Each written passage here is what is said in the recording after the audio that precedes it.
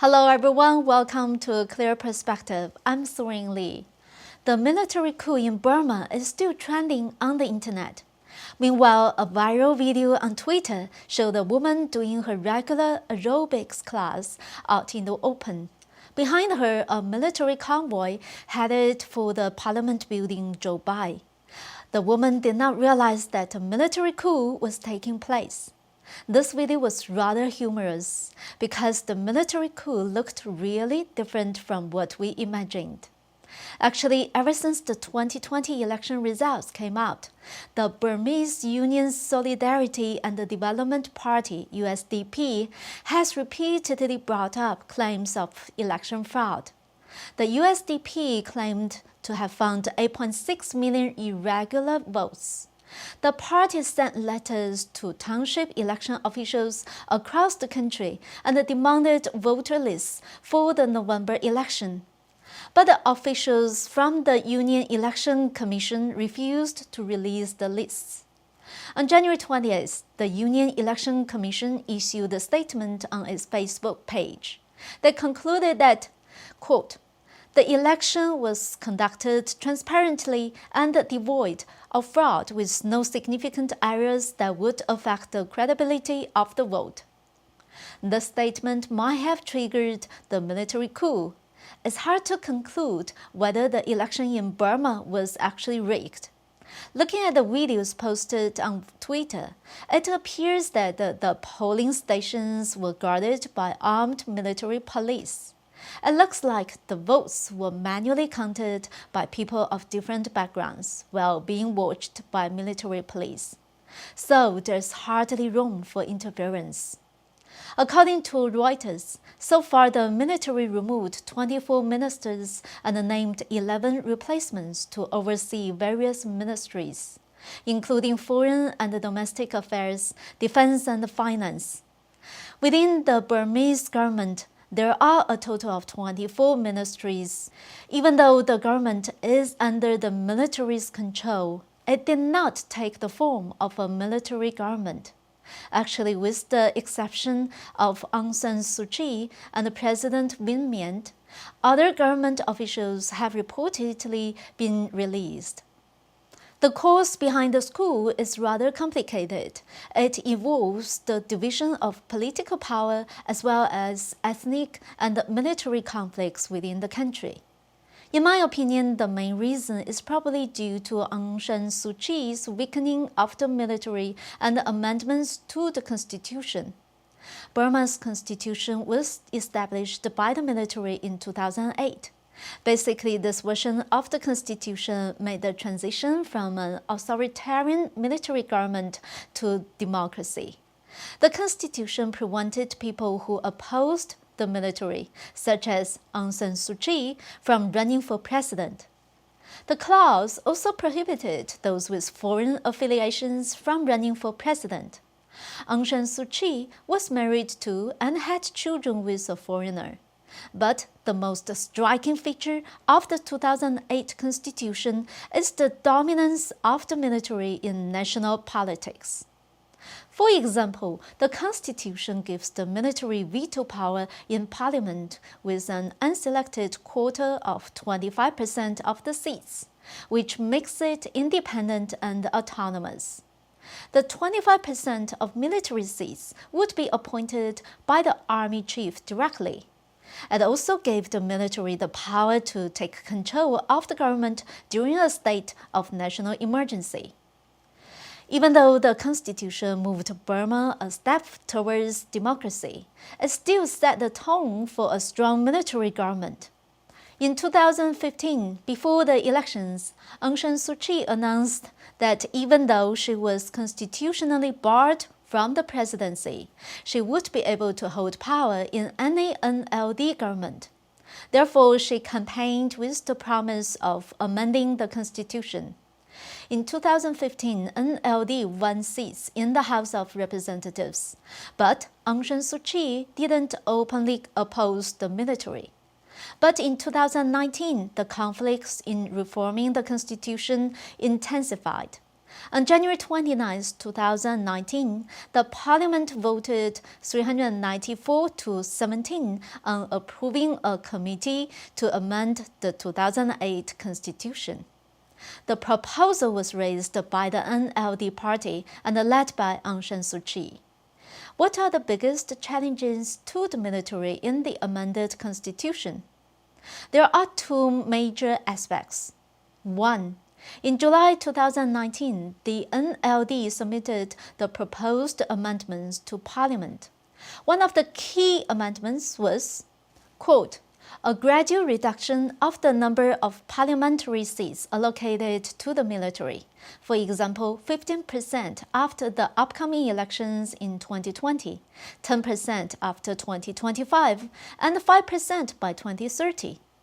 This basically deprives the military of their power. 2. Another amendment is to remove a section from the 2008 Constitution that forbids citizens to be a candidate for presidency if they have a foreign spouse or child. Aung San Suu Kyi's late husband and two sons are both British citizens. As a consequence, she had to create the position of state councillor to act as the country's leader. The NLD's proposal to remove this clause would give Aung San Suu Kyi more power. Objectively speaking, Aung San Suu Kyi has done little to improve Burma's domestic affairs after coming to power. It may be due to her inexperience. Moving on, I would like to discuss the current state of Sino-American relations. From what I've seen so far, it seems that the Biden administration, while still sounding tough on the CCP, has actually been secretly cutting them some slack. On February 1st, the CCP's state media reported that their top diplomat, Yang Jiechi, gave a half-hour speech to the National Committee on U.S.-China Relations. In the speech, Yang Jiechi expressed his hope that China and the U.S. would, quote, restore its relationship to a predictable and constructive track of development and to build a model of interaction between the two major countries that focuses on peaceful coexistence and win-win cooperation. The National Committee on U.S.-China Relations is an American nonprofit organization established in 1966. The committee consists of people who are prominent in the U.S. political arena that apparently know a lot about China. This includes figures like Henry Kissinger and the former U.S. ambassador to China, John Huntsman, etc. And it was this committee that single-handedly facilitated the visit of the Chinese ping-pong team to the United States in 1972, sparking the beginning of what would become Sino-American relations. I think it's pretty clear as to why a dialogue between an American NGO and the CCP requires the presence of a senior official such as Yang Jiechi. It seems that the CCP's intention is very clear. Yang Jiechi is very ambitious. His plan is to use pro-China politicians in the American political circle to influence the Biden administration. Although Yang Jiechi's words sounded promising, this was not actually what happened after Biden came to power.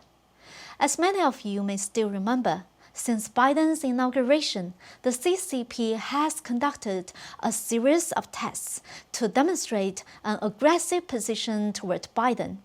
This includes the sanctions on former U.S. officials, the harassment of Taiwan, and Xi Jinping's speech at the Davos Forum. In late January, the CCP even sent jets to conduct a simulated attack on an American aircraft carrier in the South China Sea. Business Insider reported that the U.S. military confirmed the simulated attack last weekend. A U.S. Navy carrier strike group sailed into the South China Sea last Saturday.